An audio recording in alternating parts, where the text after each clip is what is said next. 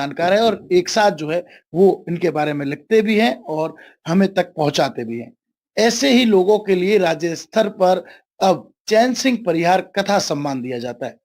जिसका इस बार जैसलमेर के डॉक्टर ओम प्रकाश भाटिया को जो है वो सम्मान मिला है। किस तरह से ये सम्मान मिला और क्या कुछ क्राइटेरिया रहता है इस राज्य स्तरीय सम्मान को लेकर? ये राज्य स्तरीय सम्मान दोनों भाषाओं में जो लेखक लिख रहे हैं लगातार, उनको दिया जाता है। जो राजस्थानी में और हिंदी में दोनों में ही सतत लेखन करते हैं, उनके लिए यह पुरस्कार स्थापित किया गया है।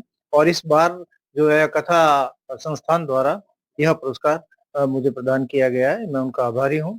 और यह पुरस्कार लगातार लिखने वाले के लिए है, न कि एक पुस्तक के लिए है। चूँकि मैं 50 साल से लगातार रेगिस्तानी जनजीवन पर लिखता रहा हूँ और मुझे, क्योंकि मैं यहाँ का रहने वाला हूँ, तो मुझे इसने बहुत प्रभावित किया। यहाँ की समस्याएँ, यहाँ के लोग, यहाँ के दिक्कतें, यहाँ की जो है वो बदलाव, जो आर्थिक, राजनीतिक, सामाजिक और राजनी बदलाव हो रहे हैं, उनको जो मद्देनज़र रखे रखते हुए मैंने इसके ऊपर कलम चलाई है। और इसी लेखन को राज्य स्तरीय वह राष्ट्रीय स्तर पर विभिन्न पत्र-पत्रिकाओं ने प्रकाशित किया है और सराहा भी है। तो मैं जो है वो लगातार इस कोशिश में रहता हूँ कि जैसलमेर का विशेषकर रेगिस्तानी जनजीवन पर मेरी कलम जो है वो हमेशा चलती रहे और मैं इनके जितनी भी दिक्कतें हैं, समस्याएँ हैं, जो विडंबनाएँ हैं यहाँ का जो जीवन है, दुरूह जीवन है, उसको मैं जो है वो अपने संवेदनाओं के साथ लोगों तक पहुँचाता रहूँ। यह जिस मेरा तरह से कार्य है। लगातार जो है आप लेखन करते हैं, कई उपन्यास आपके जिस तरह दीवान सालम सिंह आया, कुलधरा पर भी आपने बहुत कुछ लिखा है। साथ ही जो है इस जर्नी की जो शुरुआत हुई, दर्जनों जो है अवार्डों तक आपको ले गई। किस तरह इस जर्नी की शुरुआत हुई थी? आप बैंक में काम करते थे और फिर आप जो है वो उस लेखन शैली में आए। किस तरह ये एक साथ कॉम्बिनेशन शुरू हुआ था और दर्जनों जो अवार्ड आपको मिले उसके बारे में? मेरी प्रथम कहानी, पहली कहानी 1975 में प्रकाशित हुई थी। दिल्ली से जो युग परिबोध करके पत्रिका निकलती थी, उसमें मेरी प्रकाशित हुई थी पहली कहानी और उसको लगभग 50 साल होने को है। उसके बाद मैं सारिका, हंस और जो कथा देश वगैरह जो भी बड़ी-बड़ी पत्रिकाएँ हैं, अकादमी की पत्रिकाएँ हैं, उनमें मैं लगातार प्रकाशित होता रहा हूँ। और क्योंकि बैंक में नौकरी कर रहे थे, तो साथ में थोड़ा-सा रुचि थी लेखन में मेरी, शुरू से ही रुचि थी। तो बैंक ने भी मेरे को कोई बाधा पैदा नहीं हुई। ठीक है, थोड़ा-सा काम का होता था, उसकी वजह से लेखन में उतनी गति नहीं आ रही थी, लेकिन फिर भी मैं लगातार लिखता रहा और बैंक में रहते हुए ही मैंने पीएचडी भी की और उपन्यास भी लिखे। आज मेरे 3 उपन्यास हैं और 4 कहानी संग्रह है और बच्चों के लिए भी मैंने लिखा, बाल साहित्य अकादमी का मैं सदस्य भी रहा, तो वहाँ पर भी हमने बाल साहित्य के लिए भी काम किया और बाल साहित्य में हिंदी और राजस्थानी दोनों भाषाओं में जो है हमने लिखा, क्योंकि राजस्थान सरकार ने अभी कहा है कि मैं माँ बोली में इसकी जो लोगों की शिक्षा बच्चों की शुरू की जाएगी।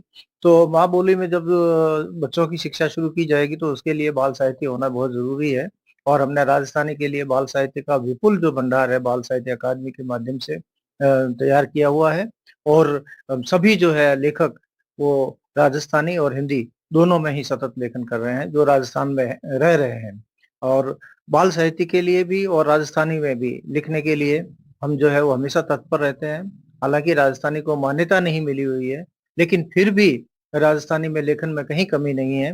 हमेशा हर वर्ष सैकड़ों पुस्तकें जो राजस्थानी में प्रकाशित हो रही हैं, हिंदी में भी लेखन हो रहा है और विश्वविद्यालयों ने, अकादमियों ने राजस्थानी को मान्यता दे रखी है। हालाँकि वो 8 सूची में अभी तक इसको नहीं शामिल किया गया है, लेकिन फिर भी यह लेखन के स्तर पर राजस्थानी अभी भी जो है वो बहुत लिखी जा रही है। जिस तरह से लगातार ज़िक्र होता है जब राजस्थानी का तो काफ़ी उत्साह पूर्ण जो है लोग उसे सुनना, जानना चाहते हैं और अब जो है वो उसकी पहचान जो है वो लगातार बढ़ने लगी है।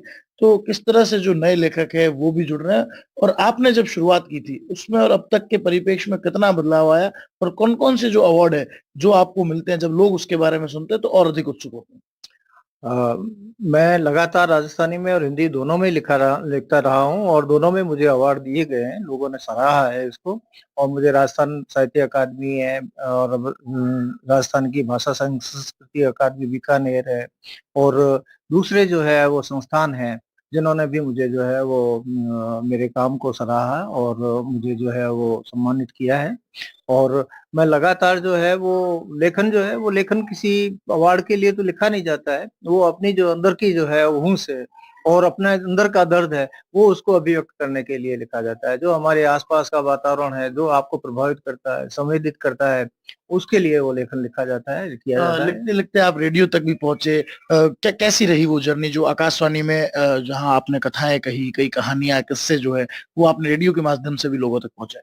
रेडियो स्टेशन में मैं लगातार टॉकर रहा हूँ उनका और मेरा जो है एक रेडियो नाटक जो है, वो 13 कड़ियों में जयपुर आकाशवाणी से प्रसारित हुआ है और यहाँ पर भी रेडियो नाटक और कहानियाँ, कविताएँ लगातार मेरी जो है वो प्रसारित होती रही हैं और मैं जो है वो लगातार जो है वो इसके लिए प्रयास भी रहता है। देखिए लगातार जो है वो राजस्थानी और हिंदी दोनों में ही लिखते हैं और उसी के तहत जो है कथा अंकलन में जो उन्हें समारोह में सम्मान भी मिला है और ये कहीं न कहीं एक ऐसी शख्सियत है जो लेखन के माध्यम से लोगों तक रेगिस्तान को पहुँचा रहे हैं।